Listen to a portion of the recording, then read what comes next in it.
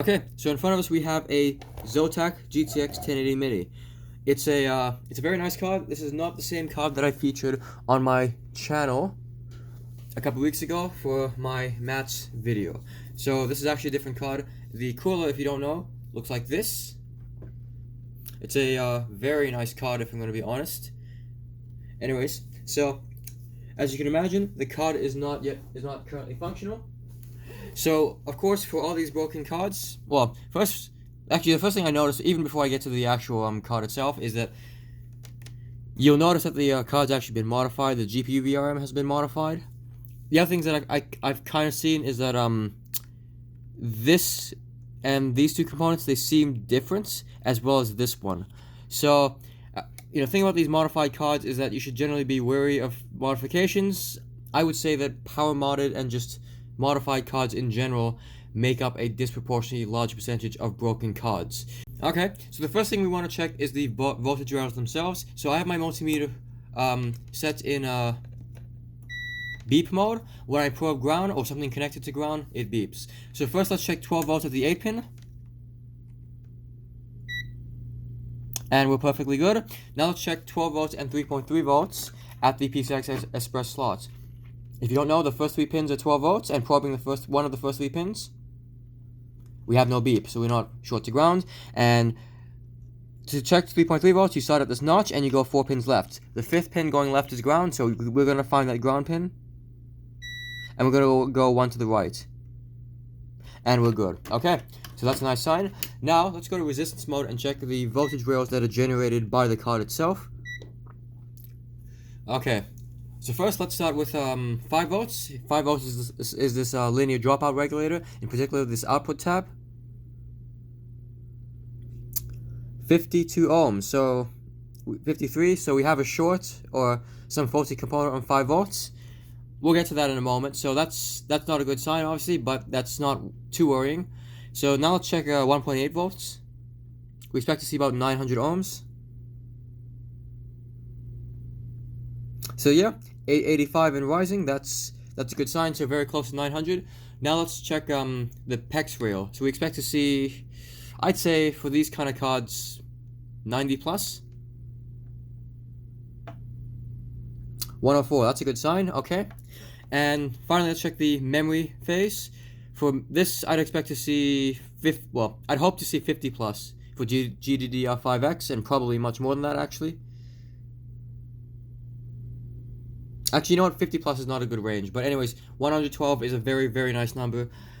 So at the moment, we can kind of make a guess that our GPU is alive and that everything is good, except for, of course, our very, very low resistance on 5 volts. So it goes without saying that we're going to use a power supply for this. So I'm going to hook it up, and we're going to start by feeding it about 0.8 volts. The reason why we're going to feed it such a low voltage is because we want to see if voltage appears on any inductor connected directly to the GPU. If we have let's say, if we feed 0.8 volts to our 5 volt voltage rail, and we find that we have 0.4, 0.5 or whatever volts on the actual GPU itself, then we know that we can't go above, say, 0.9 or 1 volt or whatever without possibly damaging the GPU. So anyways, I have my, it's not long enough actually, give me a second. Okay, going to voltage mode. Okay, so I'm going to use this to measure my black probe to measure voltage on the multimeter, and I'm going to use the red probe you see to supply 0.8 volts. So putting our red probe on the output tab of our 5 volt linear dropout regulator, we see that the card is, oh, hold on, it's not even hooked up yet. Okay, anyways, supplying 0.8 volts to the output tab of our 5 volt linear dropout regulator. I can tell you okay, at the moment the card is taking 0.8 volts and 0.08 amps. We can check the voltage at the actual probe itself. As you can see, 896 millivolts, so actually more like 0.9 volts, but whatever. So let's check the actual inductors themselves. So first let's check the 1.8 volt voltage rail. A few millivolts, so that's fine. Checking the PEX rail. Few millivolts, that's fine. Checking the memory, 2 millivolts, that's fine. And now checking the actual GPU VRM itself. Again, nothing. Okay, so the good news is that nothing we feed to the card gets passed to the GPU. So this suggests to us, and it doesn't confirm, by the way, it suggests to us that we should be safe feeding 5 volts on our short 5 volt rail and seeing if anything warms up. Some possible suspects for short on 5 volts include the 1.8 volt linear dropout regulator, the buck converter for the PEX rail, the phase controller for GPU VRM, and in particular the memory controller for the phase controller for the memory VRM. The other suspect that's actually quite common for at least GTX 10 series cards is there's a not 5-legged, but there's a chip here. I think it's some form of like logical AND gate probably for enable generation or something like that. Anyways, this is often a source of a short on 5 volts. It would be just above one of the display ports for 1070, 1080, and 1070 Ti reference PCBs. It has the marking U37. Note, when I say that it has the marking U37, I mean that on the board itself, the PCB is marked U37 right next to the component. The actual component itself has the marking L1C, and then it's usually followed by some number that denotes a date code. I'll have the datasheet linked in the description. Okay, so we have a capacitor here that looks kind of bad. It's over here. So I'm going to take it off and we're going to see if anything is better. So I've taken off the 5 volt capacitor on the back. Actually, let me just show you. It's I'm not sure how easy it is to see, but as you can see, it's no longer installed. This was the one that looked bad, so I took it off.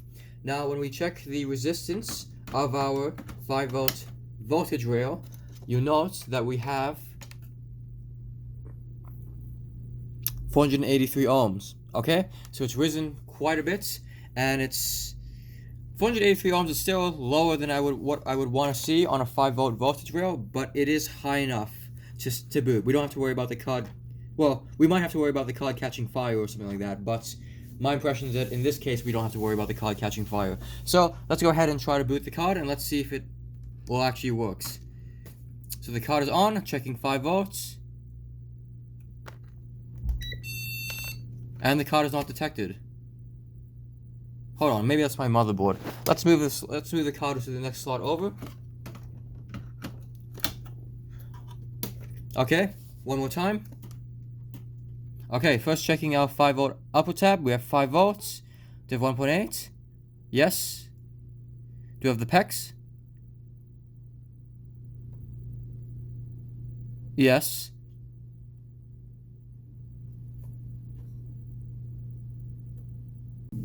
Okay, so as you can kind of tell, we have no problem with our card. In particular, the card is only sometimes detected. Sometimes it's not detected at all, sometimes it's detected and boots without issue, and at other times the computer that it's inserted into just hangs. It's not the motherboard. I can confirm that it always works with another card. But anyways, trying to boot the card this time around, we'll see what happens. And it boots. We have an image, right?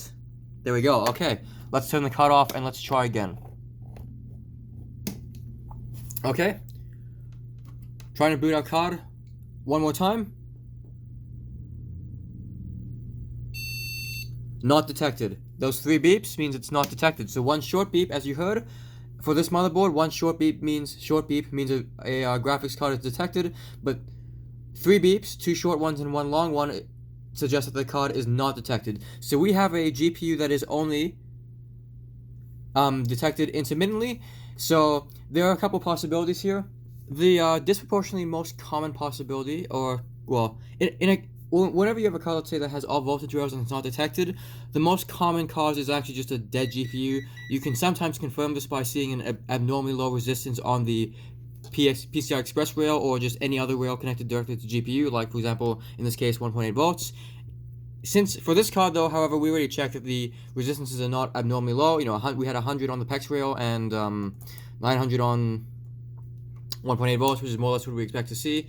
The next possibility you may want to consider is checking the actual PCI Express interface. So I have an RTX 2070 video in which I go over the diode readings of at least the first couple pins on the actual PCI Express slots. You may want to check this in case something looks off. You know, if you have something if it looks off, it would probably be the GPU itself. But if it's at least, let's say, off on a later lane, you can probably get the card to work for some time using it in X1, X4, or 8, or using X8 8 lanes of PCIe bandwidth. The next thing you may want to consider is again these something relating to PCI Express, if it would focus. These capacitors here, they sit between the pins and the GPU itself. You may want to consider this if checking the capacitance of the capacitors, see if any of them are short. And okay, so actually while we're at it, actually yes. So no. Okay, so the next thing you may want to consider, which I think is what's happening in this case, is the BIOS. So the BIOS is responsible for interfacing between the motherboard and the graphics card. If the BIOS is, let's say, not functioning correctly, it can cause the card to not be detected. And in particular, okay, you don't just want to consider the BIOS chip and the BIOS, you may also want to consider the resistors around it. I don't know the resistance values off by heart, but they're generally in the 10,000 or 100,000 ohm range, and in some cases for this card, 33 ohms. I think the resistors are fine for this particular card. I think more likely than not, our previous owner has modified or messed the BIOS up, and that's why the card is no longer reliably detected. The last possibility, which I should say is a rather rare one, is that you have a problem with the actual quartz itself. This is responsible for generating a 27 megahertz signal, and in order to check that this thing works, you either need a replacement part, or to actually check it works, you need an oscilloscope. And you also, actually, if you have an oscilloscope, you will want to check for activity on the BIOS chip. So the BIOS chip is there's a couple of different models.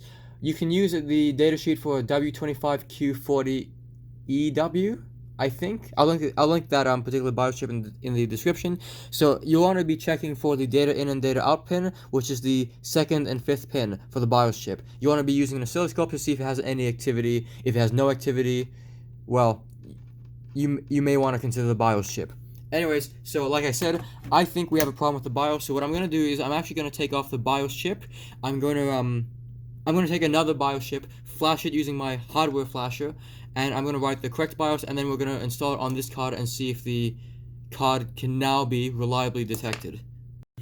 Okay, so I've replaced the BIOS chip. I've pulled one off of a dead 1080 Ti Strix, and I flashed it using a hardware flasher. I have one on my shelf. Anyways, let's see if it performs any better. I'm hoping it does, as I really would love to get rid of this thing. Okay, hooking up our card. There we go. Okay, let's turn it on. The card is now on.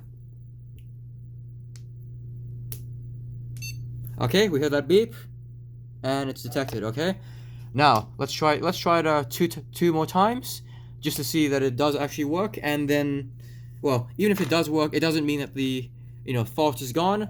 Remember, it was intermittently faulty, and it's possible it's just temporarily gone. But let's try it anyways. So again, detected, or yep, there we go. It was just slow to load the BIOS splash screen. Okay, let's turn it off one more time.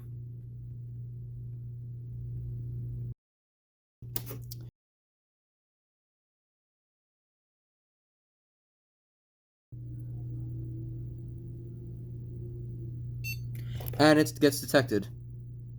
Okay, that's a good sign. So I'm not sure if the clip will be included in the final video, but before, when we tried to boot this card with the old BIOS chip, it was detected the first time, and the next 2 or 3 reboots, the card was not detected whatsoever. So it seemed like either we had a bad BIOS or a bad BIOS chip. I'm inclined to think it's the chip itself, given it's intermittently faulty, and if the actual firmware inside the actual BIOS was bad, it should have been faulty every time. But I could be wrong. It's not like I really understand how exactly what kind of programming and code is stored in the BIOS. But anyways, in either case, it seems like we have now a working card. Of course, being an intermittently faulty, given that it was only detected intermittently, we might have some bigger underlying problem, and the card may fail again at a later date. Or maybe it's still faulty now, and it just so happened that for this video, it booted 3 times in a row. But in either case, I'm going to go ahead and assume it works up until I have to believe otherwise, and I'm going to put the cooler on, and we're going to stress test the card.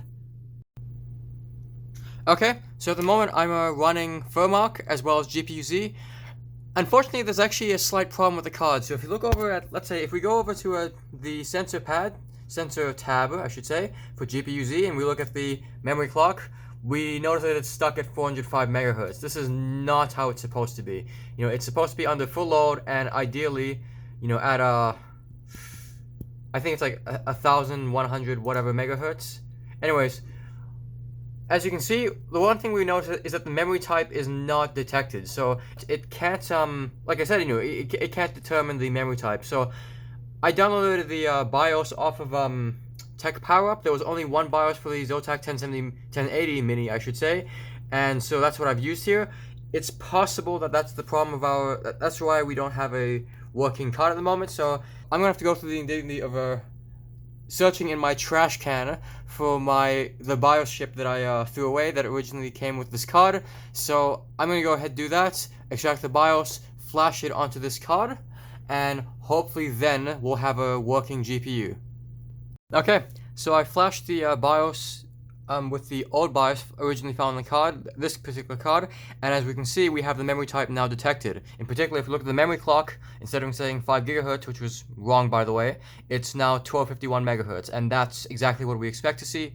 So unfortunately, however, there's actually a slight problem, and the card now only boots intermittently again. So it posts intermittently, I should say, like we had before. So I'm not sure what to think of it at the moment, but given that there's only one 1080 Mini VBIOS on Tech PowerUp, I'm gonna have to go look for a replacement VBIOS from some other card, preferably another Zotac, to see if I can get that one to reliably work on this card. Okay, so I flashed a couple of different BIOSes on this card, and none of them seem to work. So I'm inclined to think that there's nothing wrong with the BIOSes that I've downloaded off of Tech PowerUp, but rather that the card has been modified in a way that makes it unable to, or maybe it's faulty, but I'm inclined to think modified.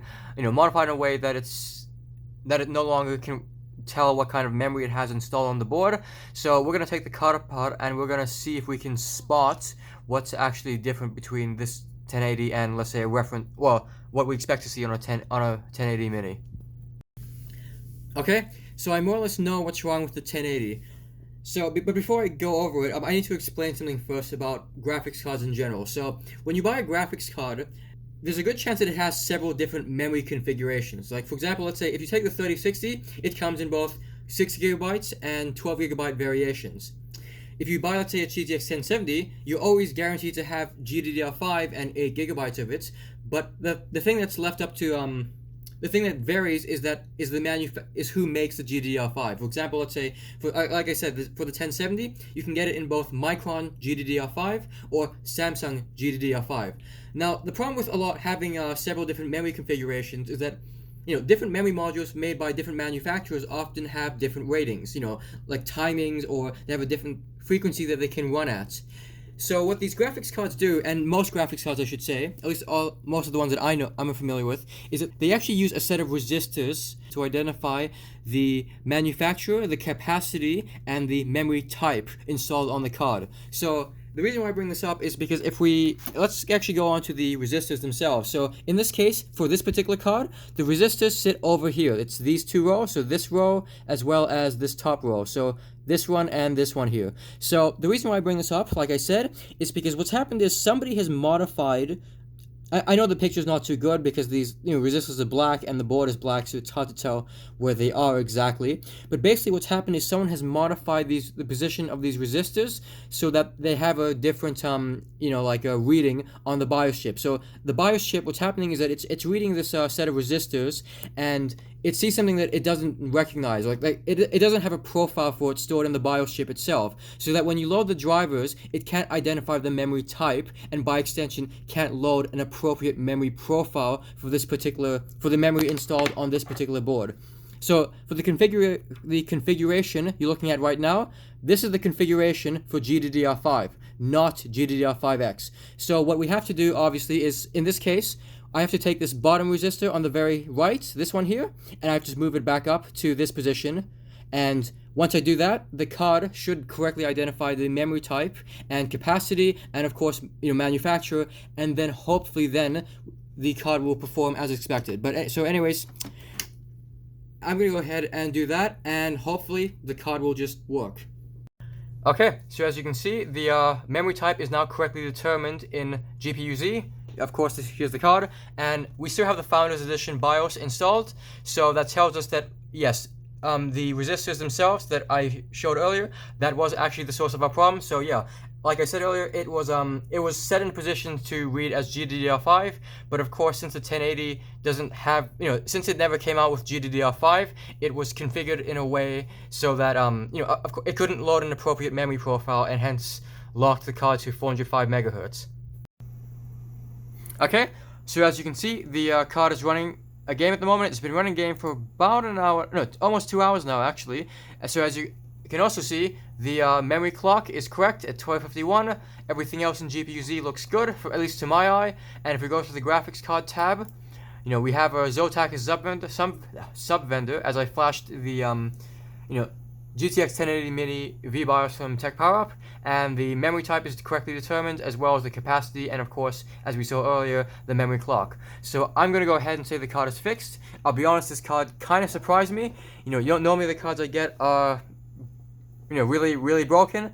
But in this case, it actually, this card was modified so that it would have a resistor configuration that is consistent with what we see for cards that have GDDR5 memory, and then it was modified again in the BIOS that came with this card, so that it could use, GDDR5X memory timings on its apparent GDDR5 memory profile, which is, again, completely bizarre to me. But otherwise, yeah, the card is fixed, and that concludes the end of the video. So I hope you learned something, and hopefully I'll see you in the next one.